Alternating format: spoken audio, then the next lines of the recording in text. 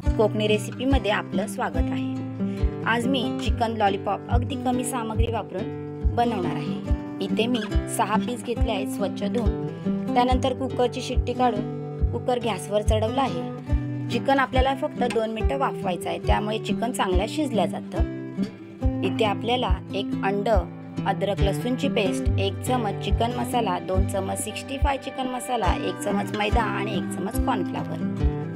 मीठ टाकायचं नाहीये इथे, कारण 65 चिकन मसाल्यामध्ये मीठ असतं। त्यानंतर आपल्याला एक भांडं घेऊन त्यामध्ये चिकन टाकायचं आहे आणि सगळी सामग्री टाकायची आहे आणि वरून 1 अंड टाकायचं आहे आणि ते चांगलं सारखं चारही बाजूने मिक्स झालं पाहिजे। चिकनला चांगलं लागलं गेलं पाहिजे। त्यानंतर आपण हे चिकन मॅरिनेट करण्यासाठी ठेवायचं आहे 15 मिनिटे। त्यानंतर आपल्याला एक कढई घेऊन कढईमध्ये तेल तापत ठेवायचं आहे। त्यामध्ये चिकन लॉलीपॉप सोडायचे आहेत। चिकन एका बाजूने शिजल्यानंतर त्यांना पलटी करायचं आहे। चांगलं ब्राऊन होईपर्यंत शिजवायचं आहे, म्हणजे चांगलं शिजलं जातं ते।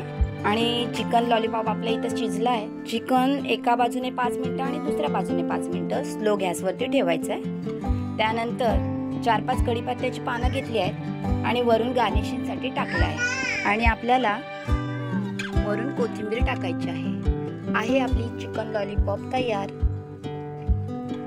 व्हिडिओ आवडल्यास लाईक आणि सबस्क्राईब करायला विसरू नका। Thank you.